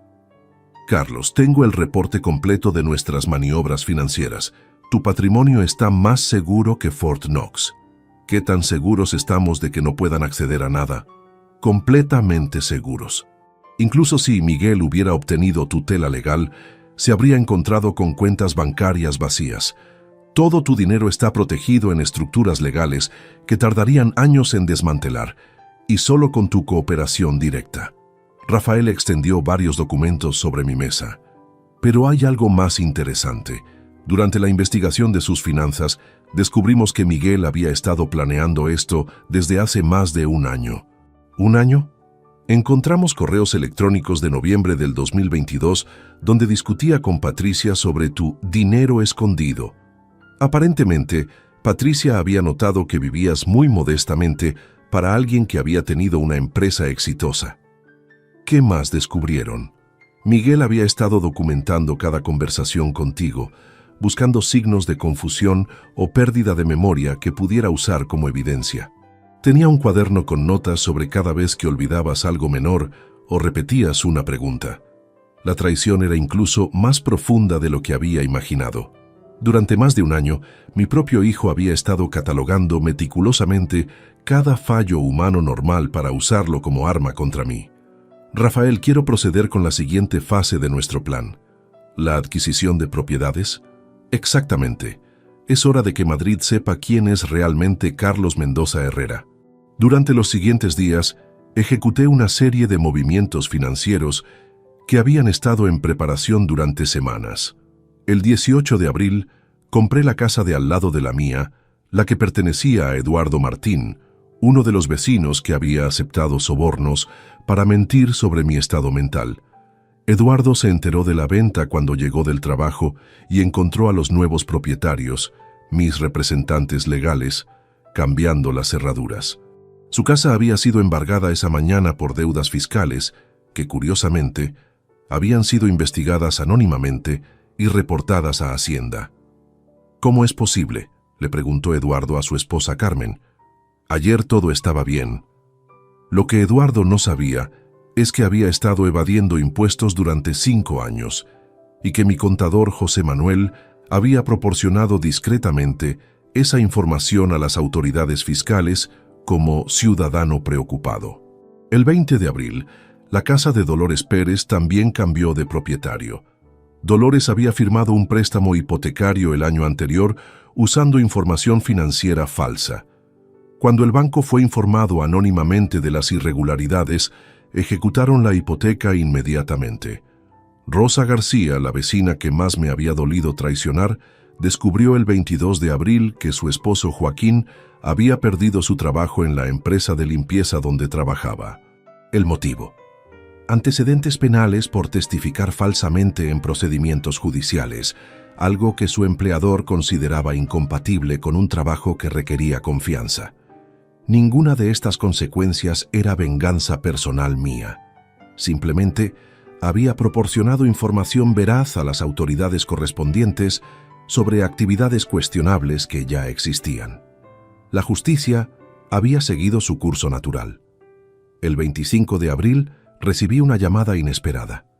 Era Sandra, mi nieta en Barcelona. Abuelo, acabo de enterarme por las noticias. No puedo creer lo que papá y Patricia intentaron hacerte. Sandra, siento que hayas tenido que enterarte por los medios. Abuelo, quiero que sepas que estoy completamente del lado correcto en esto. Lo que hicieron es imperdonable. ¿Cómo puedo ayudarte? Simplemente sigue siendo la persona honorable que siempre has sido. Termina tu carrera de medicina y no te preocupes por los gastos universitarios. Todo está cubierto. Gracias, abuelo. Pero hay algo que debo decirte. Mamá me llamó desde la prisión. Sandra se refería a Patricia como mamá, porque había sido criada por ella desde los 12 años. ¿Qué te dijo? Intentó convencerme de que visitara a papá y tratara de hacer que retiraras los cargos. Le dije que era imposible, que lo que habían hecho no tenía perdón. ¿Cómo reaccionó? Se puso histérica. Empezó a gritar que la familia debía estar unida, que tú eras un anciano vengativo, que estaba destruyendo a la familia por orgullo. ¿Y qué le respondiste? Le dije que la familia se destruyó el día que decidieron drogar a su propio padre y planear robarlo, que si alguien destruyó la familia fueron ellos. Esa conversación me confirmó que había tomado las decisiones correctas. Sandra, a sus 23 años, tenía más integridad moral que su padre de 42. El 28 de abril, exactamente 2 semanas después de los arrestos, Rafael me trajo las noticias finales sobre las consecuencias legales. Carlos, Miguel y Patricia van a juicio la próxima semana. Sus abogados intentaron negociar, pero la evidencia es tan abrumadora que el fiscal rechazó cualquier acuerdo. ¿Cuáles son las sentencias probables? Miguel enfrenta entre 12 y 18 años de prisión. Patricia, entre 10 y 15 años. Los cargos incluyen conspiración criminal organizada, lo cual aumenta significativamente las penas. ¿Y los demás cómplices? El doctor Aguirre, 8 años por ejercicio ilegal de la medicina y fraude. Carmen Vega, la secretaria judicial, 6 años por corrupción. Los vecinos, entre 18 meses y 3 años dependiendo de su cooperación con las autoridades. El 30 de abril, Exactamente el día límite que los hermanos Núñez habían dado a Miguel para pagar sus deudas de juego, ocurrió el evento que marcaría el final simbólico de esta fase. Estaba revisando correspondencia en mi estudio cuando escuché un motor poderoso deteniéndose en mi entrada. Miré por la ventana y vi un Ferrari F8 Tributo rojo brillante, el mismo modelo que había admirado en el concesionario de lujo 3 semanas antes. El conductor se bajó. Era Lorenzo Castillo Mendoza, el vendedor del concesionario, con una sonrisa enorme. «Señor Mendoza, aquí tiene su nuevo automóvil, tal como lo ordenó». El Ferrari costaba 280.000 euros, exactamente la cantidad que Miguel había calculado obtener de la venta de mi casa. Era mi manera de demostrar simbólicamente que su plan no solo había fallado, sino que su target tenía recursos que nunca había imaginado. Cuando los vecinos restantes vieron el Ferrari en mi entrada, entendieron inmediatamente el mensaje. Carlos Mendoza Herrera no era la víctima vulnerable que Miguel había creído atacar. Era un adversario que había convertido su conspiración criminal en su propia destrucción, y que ahora exhibía su verdadero poder sin necesidad de ocultarlo más. La fase silenciosa había terminado. Era hora del gran regreso triunfal. El 2 de mayo, decidí que era hora de hacer mi aparición pública oficial. Durante semanas había permanecido discreto, manejando la situación desde las sombras, pero ahora, con Miguel y Patricia en prisión preventiva y mi patrimonio completamente seguro, era momento de que Madrid conociera la verdadera historia. Esa mañana me vestí con el traje azul marino italiano que había comprado para ocasiones especiales, pero nunca había usado. Me arreglé el cabello, me puse mi reloj Rolex Submariner original de 1987, el que había guardado en mi caja fuerte durante años, y salí de casa en el Ferrari rojo. Mi primera parada fue el centro comercial Las Rosas Village, donde sabía que me encontraría con conocidos que habían escuchado rumores sobre los problemas familiares de Carlos Mendoza. Quería que vieran con sus propios ojos que no era la víctima frágil que Miguel había intentado crear. Al estacionar el Ferrari en la entrada principal, noté las miradas inmediatas. Varios transeúntes se detuvieron para admirar el automóvil, y algunos incluso tomaron fotografías. Cuando me bajé del conductor, vi caras de reconocimiento y sorpresa. «¿Carlos Mendoza?» Escuché una voz familiar. Era Aurelio Vázquez Herrera, mi antiguo proveedor de materiales cuando tenía la empresa de construcción. «Aurelio, qué gusto verte». «Carlos, hombre, ¿ese Ferrari es tuyo?» «Completamente mío, Aurelio. Un pequeño capricho de la jubilación». Aurelio me miró con una mezcla de admiración y confusión. «Pero Carlos, escuché que tenías problemas, que Miguel estaba preocupado por tu salud». «Los únicos problemas de salud que tuve fueron las drogas que mi nuera estaba añadiendo secretamente a mi té. Ahora que dejé de consumir lorazepam sin saberlo, me siento mejor que nunca». «¿Drogas? ¿De qué hablas?» Durante los siguientes 20 minutos le expliqué la situación completa. Aurelio escuchaba con incredulidad creciente. «Carlos, esto suena como una película de thriller. Una película donde el anciano, aparentemente indefenso, resulta ser más astuto que los villanos». Aurelio me acompañó a tomar café en la terraza del centro comercial. Mientras conversábamos, noté que varias personas nos observaban disimuladamente. Madrid es una ciudad grande, pero los círculos sociales pueden ser pequeños, y las noticias sobre arrestos espectaculares viajan rápido. «Carlos, ¿es verdad que Miguel debe dinero a gente peligrosa?» «Debía. Los hermanos Núñez ya fueron arrestados, y las deudas de juego de Miguel ahora son problema del sistema penitenciario». Durante el café, mi teléfono sonó. Era Esperanza, mi vecina leal. «Carlos, ¿dónde estás? Han venido periodistas preguntando por ti». «¿Periodistas?» «De El País y de Telemadrid. Dicen que quieren hablar contigo sobre el caso del anciano que desenmascaró una conspiración familiar. Aparentemente, la historia se está volviendo famosa». Esto era inesperado, pero no completamente sorprendente. Un caso que involucraba conspiración familiar, médicos corruptos y una fortuna oculta tenía todos los elementos para captar atención mediática. «Esperanza, Diles que regresaré en 1 hora. Mi segunda parada fue el banco principal, donde quería hablar con Luis Fernando sobre algunas transferencias. Cuando llegué, el gerente me recibió con una actitud completamente diferente a la habitual. Don Carlos, no esperaba verle tan pronto después de los eventos recientes. Luis Fernando, los eventos fueron exactamente lo que esperaba que ocurriera. Esperaba que su hijo intentara acceder fraudulentamente a sus cuentas. Esperaba que alguien eventualmente intentara aprovecharse de mi edad aparente. Solo no pensé que sería mi propio hijo. Luis Fernando me acompañó a su oficina privada. Don Carlos, debo confesarle algo. Cuando Miguel vino con esos papeles falsificados, inmediatamente sospeché que algo no estaba bien. Su firma era convincente, pero sus nervios lo traicionaron. ¿Qué hiciste exactamente? Contacté discretamente al departamento de seguridad del banco. Ellos fotografiaron los documentos y investigaron su autenticidad. Cuando confirmamos que eran falsificaciones, alertamos a las autoridades. ¿El banco ayudó en la investigación? Completamente. Proporcionamos toda la evidencia de los intentos de fraude. Su caso se ha convertido en un ejemplo de cómo las instituciones financieras deben proteger a clientes vulnerables, aunque usted resultó ser cualquier cosa menos vulnerable. Durante nuestra conversación, Luis Fernando mencionó algo interesante. Don Carlos, varios clientes del banco han preguntado sobre usted. La historia se ha extendido por la comunidad financiera. Algunos están impresionados por su manejo estratégico de la situación. ¿Qué tipo de comentarios? Admiración genuina. Comentarios como ese Carlos Mendoza demostró que la experiencia vale más que la juventud y nunca subestimes a un empresario con décadas de experiencia. Cuando regresé a casa a las 3:30 p.m., efectivamente había 2 furgonetas de medios de comunicación estacionadas en mi calle.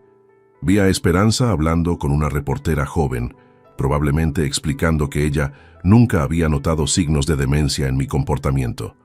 Al ver el Ferrari, los periodistas se acercaron inmediatamente. Señor Mendoza, soy Carmen Ruiz de El País. ¿Podríamos hacerle algunas preguntas sobre su experiencia con la conspiración familiar? Y yo soy David Morales de Telemadrid, agregó un camarógrafo. Esta historia está generando mucho interés público. Decidí que era el momento perfecto para establecer mi narrativa pública. Por supuesto, pero hablemos en mi jardín, donde estaremos más cómodos.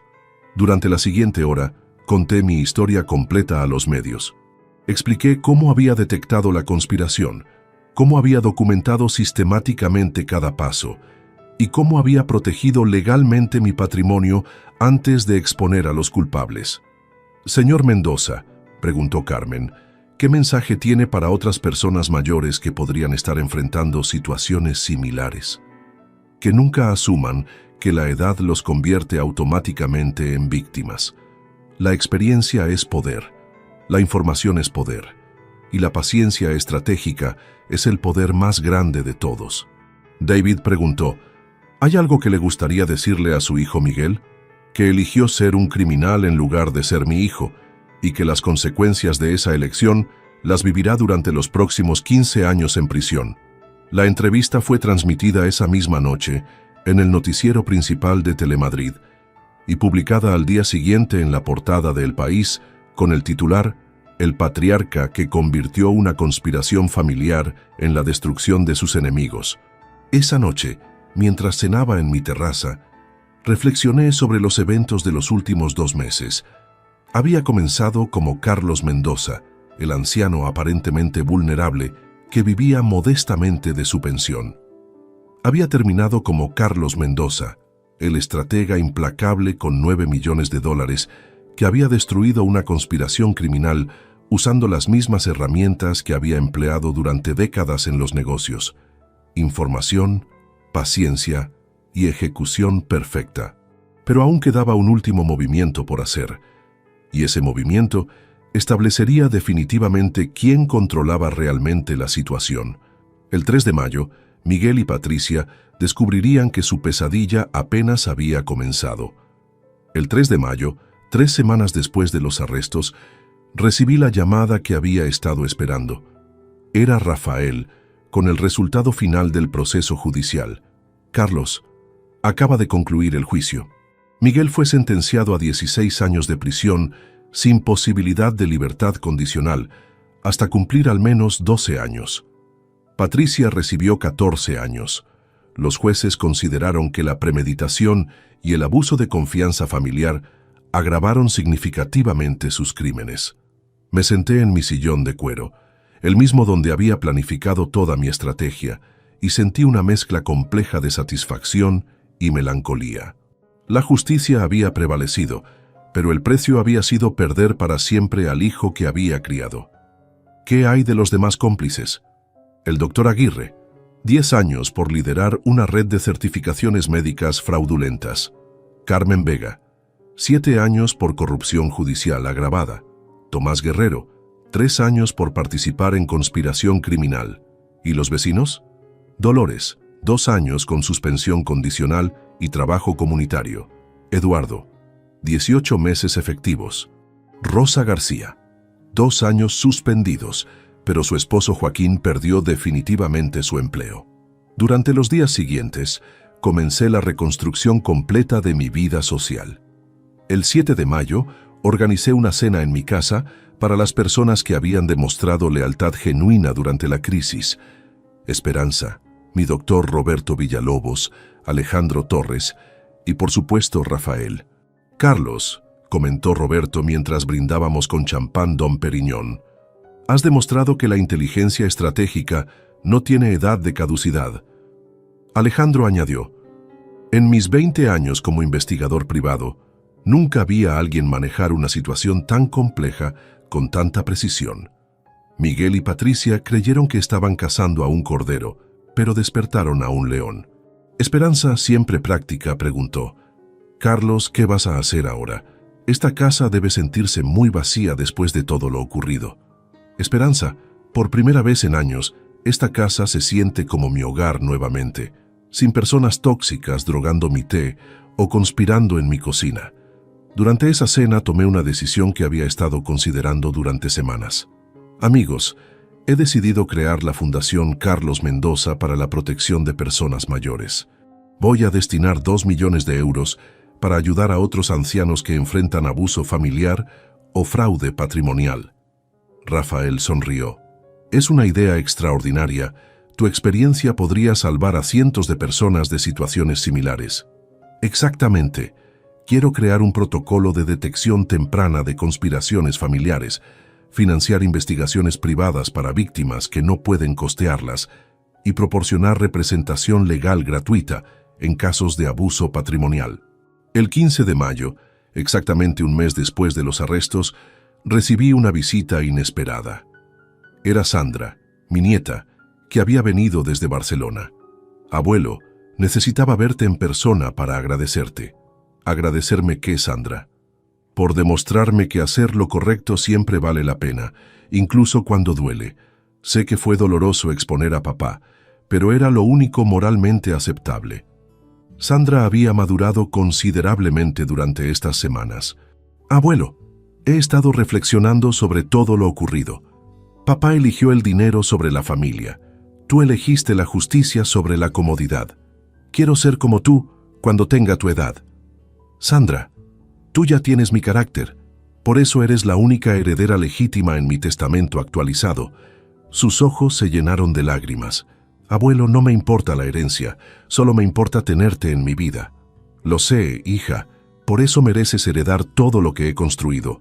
Durante junio y julio, la Fundación Carlos Mendoza se convirtió en realidad. Contraté a 3 abogados especializados, 2 investigadores privados y una psicóloga geriátrica. En los primeros 2 meses, ayudamos a 47 personas mayores que enfrentaban situaciones de abuso familiar. El caso más impactante fue el de Amparo Delgado Vega, una viuda de 72 años, cuyas hijas habían estado vendiendo secretamente sus joyas familiares y falsificando su firma para acceder a sus cuentas bancarias. Usando las técnicas que había desarrollado en mi propio caso, logramos documentar completamente el fraude y recuperar 145.000 euros robados. Señor Mendoza, me dijo Amparo durante una visita de seguimiento, usted me salvó de terminar en la calle por culpa de mis propias hijas, No sé cómo agradecérselo. Amparo, la mejor forma de agradecerme es viviendo con dignidad y nunca permitiendo que nadie abuse de su confianza otra vez. El 12 de agosto recibí una carta desde la prisión. Era de Miguel. Durante semanas había estado evitando leer su correspondencia, pero esta vez decidí enfrentar sus palabras. Papá, sé que no merezco tu perdón, pero quiero que sepas que entiendo completamente lo que hice mal. Patricia y yo nos convertimos en monstruos por culpa de la desesperación financiera. Destruimos nuestra familia por dinero que ni siquiera existía en las cantidades que pensábamos. He tenido meses para reflexionar y me doy cuenta de que traicioné no solo tu confianza, sino todos los valores que me enseñaste. No espero que me perdones, pero espero que puedas encontrar paz sabiendo que la justicia se hizo correctamente. Leí la carta 3 veces. Había dolor genuino en sus palabras, pero también la realización tardía de que había cruzado líneas imperdonables. Le respondí con una carta breve. Miguel, aprecio tu reconocimiento de culpabilidad, pero el perdón no borra las consecuencias. Elegiste ser un criminal cuando podrías haber hablado conmigo honestamente sobre tus problemas financieros. Esa decisión cambió todo para siempre. Te deseo que uses estos años en prisión para convertirte en una mejor versión de ti mismo. Pero nuestra relación padre-hijo terminó el día que decidiste drogarme y conspirar para robarme. El 30 de octubre, exactamente 8 meses después de descubrir la conspiración, tuve mi última cita de seguimiento con el doctor Roberto para confirmar que no había efectos residuales del lorazepam que Patricia me había administrado. Carlos, estás en perfecta salud física y mental. De hecho, el estrés de manejar la crisis parece haberte revitalizado. Tienes la energía de alguien 10 años menor. Roberto, enfrentar adversidad siempre me ha fortalecido. Esta experiencia me recordó quién soy realmente. No un anciano vulnerable, sino un strategist experimentado. Esa noche, mientras cenaba solo en mi terraza, reflexioné sobre la transformación completa que había experimentado. Había comenzado el año como Carlos Mendoza, el jubilado aparentemente modesto que ocultaba su fortuna por precaución. Había terminado el año como Carlos Mendoza, el patriarca que había demostrado públicamente que la edad no equivale a vulnerabilidad. Mi Ferrari estaba estacionado en el jardín, brillando bajo las luces nocturnas. Las casas de los vecinos traidores ahora tenían nuevos propietarios. Mi fundación ayudaba semanalmente a personas que enfrentaban situaciones similares a la mía, y por primera vez en décadas vivía sin ocultar quién era realmente. Miguel había comenzado esta guerra creyendo que atacaba a un anciano indefenso. En realidad, había despertado a un adversario que convirtió su conspiración criminal en su propia destrucción total. La lección más importante que aprendí no fue sobre familia o dinero, fue sobre identidad. Pasé años fingiendo ser menos de lo que era, ocultando mi éxito por modestia o precaución. Pero cuando alguien amenazó mi libertad y dignidad, recordé que Carlos Mendoza Herrera nunca había sido un hombre que se dejara victimizar. A los 67 años, había ganado la guerra más importante de mi vida. No contra Miguel y Patricia, sino contra la percepción de que la edad me convertía automáticamente en blanco fácil. Y ahora, con $9 millones, un Ferrari rojo, una fundación próspera y la satisfacción de haber impartido justicia perfecta, vivía exactamente como el hombre exitoso y respetado que siempre había sido. Miguel me expulsó de mi propia casa creyendo que era un anciano indefenso. Regresé como el león que nunca había dejado de ser. Y esa, amigos, es la diferencia entre subestimar a alguien y conocer realmente con quién estás tratando. La historia había terminado, pero mi vida verdadera apenas comenzaba. Si te gusta esta historia, por favor dale like al video, suscríbete al canal y comparte en los comentarios tu impresión sobre esta historia. Para escuchar la próxima historia, haz clic en el cuadro de la izquierda. Gracias por vernos. Estamos una vez más por acá, huevón. Una noche más por acá, muchachos, con ustedes. Qué bueno verlos por acá. Aplausos. No lo merecemos, no lo merecemos. Después de un día tan berraco, weón. Después de un día tan agitado. Aquí estamos. Invictos. Me gustó esto. ¿Cómo vamos, parceros? Buenas noches, háblamelo de Ledán. ¿Todo bien o qué? ¿Cómo estás, parcerito? Háblamelo, Pirlo. Pirlo 420 en la casa. ¿Cómo va, hermano? ¿Cómo va todo? ¿Cómo va todo, mi socio? ¿Qué es lo que es? ¿Cuál es la movida, parce? Papi, está lloviendo bien rico. Es la última. Yo creo que es la última lluvia de primavera, weón. No, bueno, lluvia de primavera. De hecho, principios de lluvia de primavera. Parcero, la verdad que hoy estoy muy bien, weón. A pesar de que casi no cuento la historia hoy, weón. Papi, casi me parto la cabeza. Literalmente. Papi, estaba moviendo unas cosas, me caí el camión, weón, me di como una vuelta para atrás, papi. Y había una piedrota, marica. Por suerte que la cabeza no me cayó ahí, parce, pero sí me alcancé a doblar ¿cómo se llama eso? El tobillo, marica. Vamos una vez más por acá, weón. Una noche más por acá, muchachos, con ustedes. Qué bueno verlos por acá. Aplausos. No lo merecemos, no lo merecemos. Después de un día tan berraco, weón. Después de un día tan agitado. Aquí estamos. Invictos. Me gustó esto. ¿Cómo vamos, parceros? Buenas noches, háblamelo de Ledán. ¿Todo bien o qué? ¿Cómo estás, parcerito? Háblamelo, Pirlo. Pirlo 420 en la casa. ¿Cómo va, hermano? ¿Cómo va todo? ¿Cómo va todo, mi socio? ¿Qué es lo que es? ¿Cuál es la movida, parce? Papi, está lloviendo bien rico. Es la última. Yo creo que es la última lluvia de primavera, weón. No, bueno, lluvia de primavera. De hecho, principios de lluvia de primavera. Parcero, la verdad que hoy estoy muy bien, weón. A pesar de que casi no cuento la historia hoy, weón. Papi, casi me parto la cabeza. Literalmente. Papi, estaba moviendo unas cosas, me caí el camión, weón, me di como una vuelta para atrás, papi. Y había una piedrota, marica. Por suerte que la cabeza no me cayó ahí, parce, pero sí me alcancé a doblar ¿cómo se llama eso? El tobillo, marica. Vamos una vez más por acá, weón. Una noche más por acá, muchachos, con ustedes. Qué bueno verlos por acá. Aplausos. No lo merecemos, no lo merecemos. Después de un día tan berraco, weón. Después de un día tan agitado. Aquí estamos. Invictos. Me gustó esto. ¿Cómo vamos, parceros? Buenas noches, háblamelo de Ledán.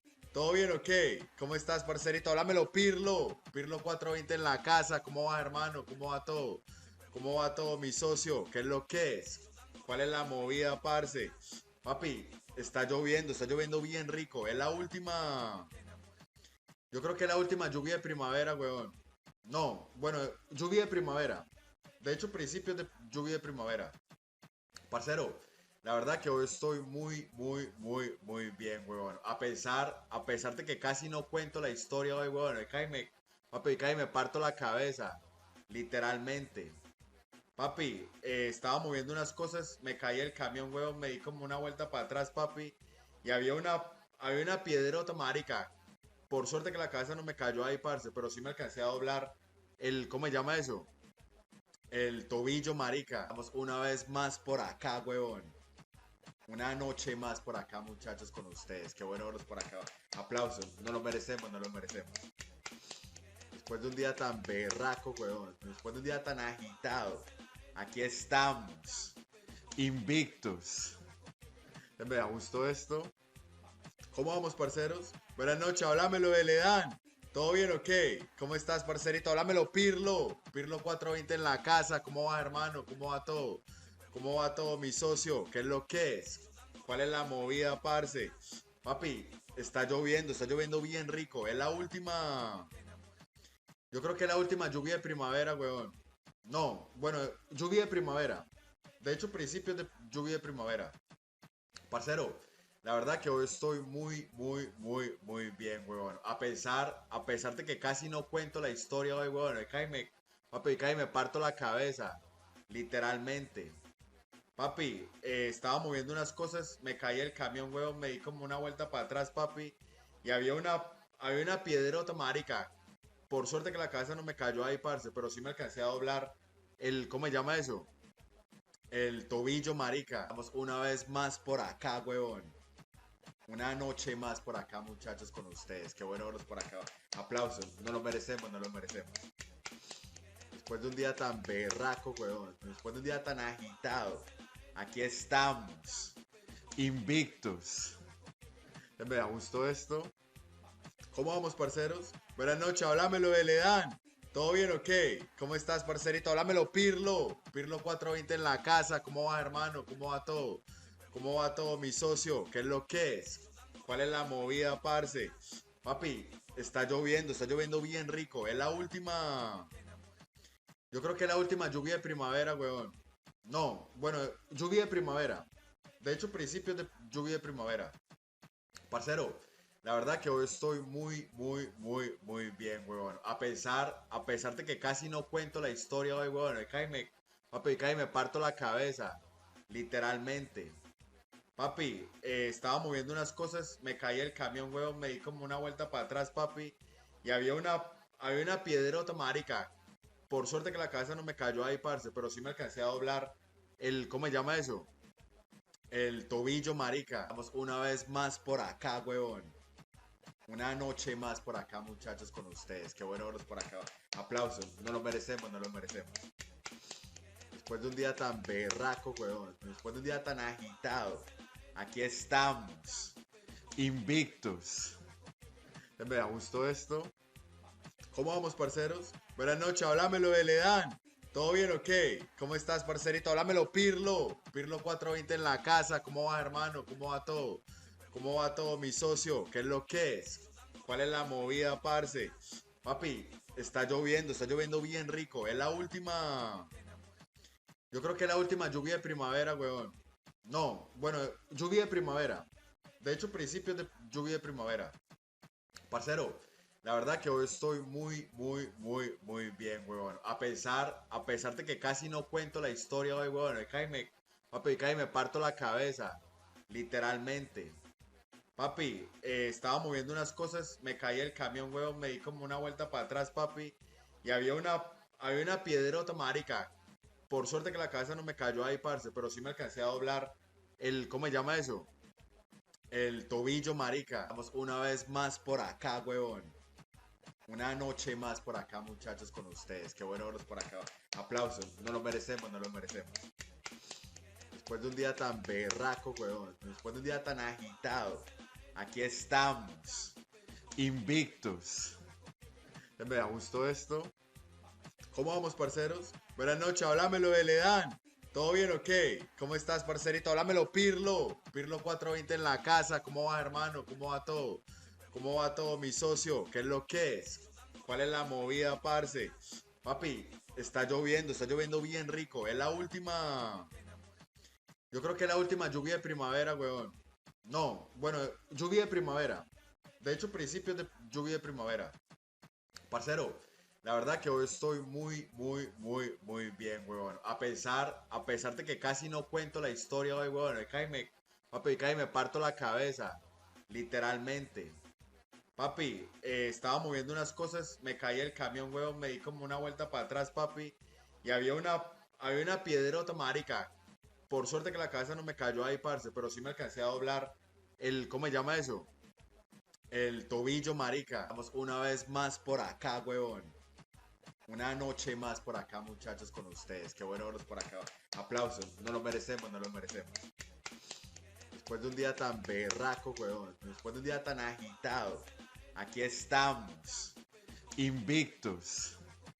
Me gustó esto. ¿Cómo vamos, parceros? Buenas noches, háblamelo de Ledán.